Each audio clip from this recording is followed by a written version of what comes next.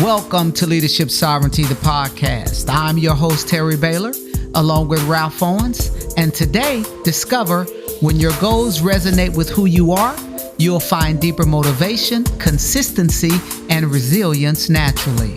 Remember, regular check-ins and adjust as needed, and transform your goals from task into personal triumphs. Enjoy the show. This next step, though, Ralph, this is what really challenged me and encouraged me. Mm-hmm. Motivation and encouragement. By connecting your goals to your personal story, I love this, to your personal story increases your emotional investment, making you more motivated and committed to achieving them. I was like, Yeah, ooh, that's good. I'm thinking, I feel better about them goals already. I haven't even written them. Yeah, that's good. Right? That is To good. know that you're going to be connected to them because you've tied them to who you are as a person and not just objectified them to the organization, Yeah, yeah. but So they're about you. I'm sorry, go yeah. ahead. No, I'm just saying it just it creates motivation for yourself, right? When you tie that goal to who you are, right, and where you want to go. So it's not so hard to try to achieve because again, we learned in personal development 101 how to win friends and influence people. How did he put it? Um, People will move mountains to do something for themselves, Oh, but to do yes. something for you, Yes. it's a hard thing to do, right? So we are Yes. all I'm sorry, that's not the right word. We're all Innately. we're all Yeah. innately selfish, right? So we're driven by the things that benefit us, right? So if you can tie that objective and that goal into something that you want and who you are, you're going to have more energy, right? That's probably a great word, and more energy Oh, to be able yes. to That's a go after great it word. tenaciously. Yes. Yeah, yeah, Yes. Tenaciously. Yeah, I love that. Yes, no more energy. That's great. And so again, right, as you tie these things together, right? So it's going to build number 3, consistency and authenticity, right? mm, It's going to be real, yeah. That's right. right? You're gonna be more keen to it Hmm. because you've connected it to yourself, right? That's right. and That's and right. it's gonna be genuine. Hmm. So the other aspect of that, Ralph, which I really like, which is it's going to increase your resilience, right? Hmm. When the Yep. challenge comes, because they're going to That's right. come. It's Oh yeah. life, right? That's right. Yeah. Yeah. Yeah. Yeah. The next point is it enhanced your communication, right? So a coherent narrative helps you articulate your Mm, goals effectively, right? A mm. coherent that's really is very clear in your mind, right? So it makes it easier to articulate it better. You're not stumbling and trying to figure out how you want to say this.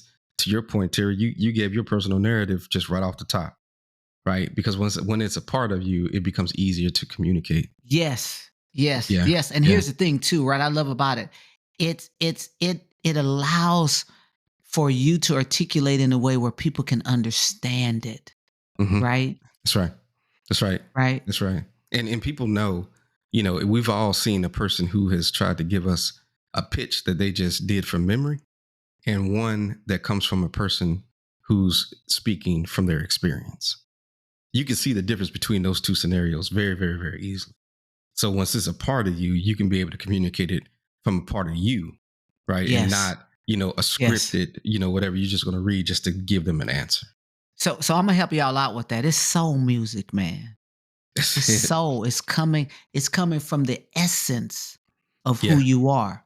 Right. So I, Uh, I cannot Woo. get out of this. I can't get out of this without a little Bob. Ralph, you again, you challenge me. And so I've been in them proverbs, bro, and Yeah. it's like Life changing, man. it is life changing. You know what? Look, this is a sidebar.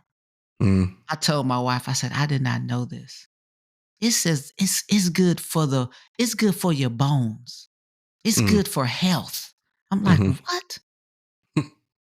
Like, man, this stuff is good. Mm, Anyway, I won't get too far off. Here's the mm, thing too on that. Um,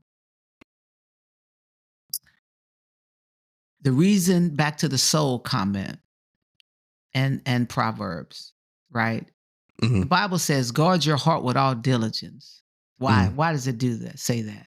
Mm-hmm. Because out of it flows your issues of life, That's right. right? That's right. Yep. But let's turn that around.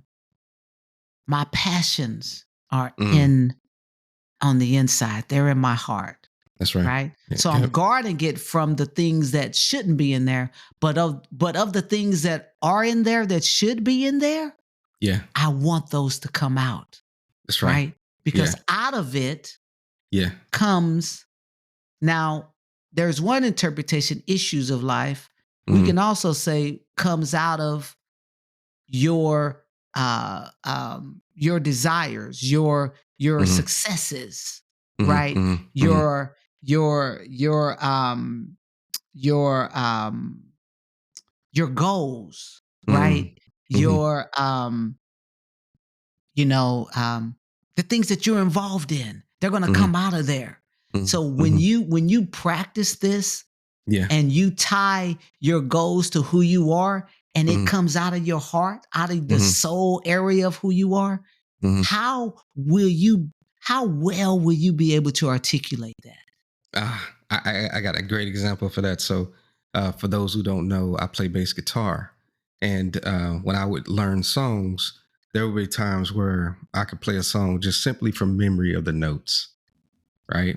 But my goal was always to get a level past that. I wanted the music to become a part of me. So I've Mhm. practiced it and listened to every nuance of every note and rhythm so much to the point to where, so like leading up to an event, maybe the 3 days before, that's the only thing I listen to. I don't listen to anything else. That's all I listen to because I wanted to become so ingrained into who I am that Mhm. when I'm playing it back, I'm not playing from memory. I'm playing from who I am. So Mm. now I've taken that music and I've mixed myself into it, which is Mm. why now I can articulate something that, yeah, he's playing the song, but it got a little feel to it, right? That's Right, because that's right, me in it, right. right? Yes, So, sir. so Yes, sir. Now, hey, let me say, I didn't felt that. You know what I'm saying? I've been on the receiving end. Yes, sir. yeah. But that's what reminds me when you talk about that enhanced communication, when it becomes a part of you, it now Mm. takes on, it now becomes something different. It's the Ooh. goal plus you and all of the individualistic creativity and passions that you have that go along with that now produces something completely different. Yeah, it's still the goal, but it's the goal with a little edge on it, with a little feel on it, right? With a little hump to it, right? Those kind of things because you've now integrated yourself into it. I love what you called that, though. You said enhanced communication. Mm-hmm. I love that. And so when we get past that, tangible area, right? And what we're Mm-hmm. talking about is the intangible area, right? Mm-hmm. Where you are really conveying your heart. It's Yeah. in essence. So that's awesome. And here's the overall benefit of that, or one overall, is that strategic alignment in a corporate context, aligning that with your personal narrative, man, with your goals, ensures a broader organizational objectives, right, are going to be met. And you get buy-in from your leader, right? Mm-hmm. Because they Yes, sir. see that, what, this person is actually pouring their heart and soul into this. Mm-hmm. Yep. Yep. That's good, man. That's good. That's good. All right. So let's see where we're going to go next here. So, as part of some practical tips, you can try to connect those goals again to your past successions and your vision statement. You want to seek feedback, right? Take some time to, after you formulate them, sit back. I mean, be purposeful in talking to someone that you trust. Recite those goals to them, those SMART goals to them, and get some feedback, right? So that they can help you with that. And then you need to review and adjust those goals on a regular basis. So once you've gotten buy-in from your leader and you agree that, okay, this goal is definitely relative to your role and it does define success, now you have to schedule your regular check-ins on your progress and your narrative alignment. This is the piece too that I think sometimes people really miss, that the preparation part of a goal is basically what we've been talking about. But Yes. the check-ins and the realignments are just as critical as the actual preparation of the goal itself, right? Because if you don't check in on it, so I'll give you an example. So if you have a goal for 12 months and you wait till month 6 to do a check-in with your leader against everything that you've done from January to June, just to find out, just to have your leader tell you, you've been going in the wrong direction the whole time.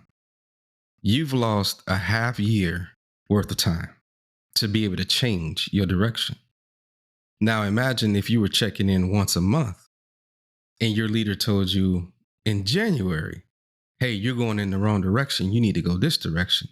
Now you've only lost 30 days and you can change your direction to better align towards the goal to ensure that you actually meet the goal. I mean, what are your thoughts on that, Terry?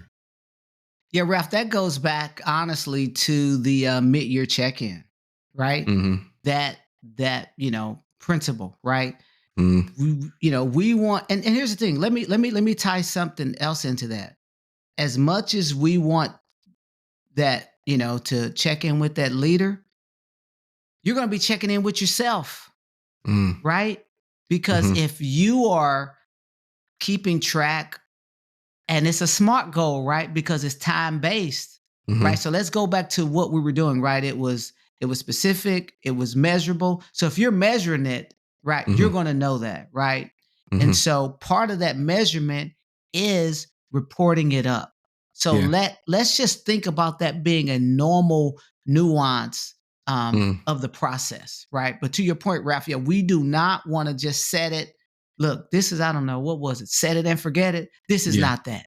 And actually, to your point, right? So if we've already figured out how we're measuring success, this is where your metrics come in, right? This is your metrics document that you're creating on a monthly basis to track your performance. So you should be able to take that and actually bring that to your leader and say, hey, this is what I've been able to accomplish based on these SMART goals that we created that have these measurements already in place. This goes back to a previous episode that we talked about creating your metrics and letting that data drive your value to the organization. So yeah, I think this ties directly into that. Thank you for being with us today on Leadership Sovereignty. Stay connected with us on X, formerly known as Twitter, and on Instagram by searching for Leadership Sovereignty. And just like this podcast, let's all collectively grow as we go. God bless.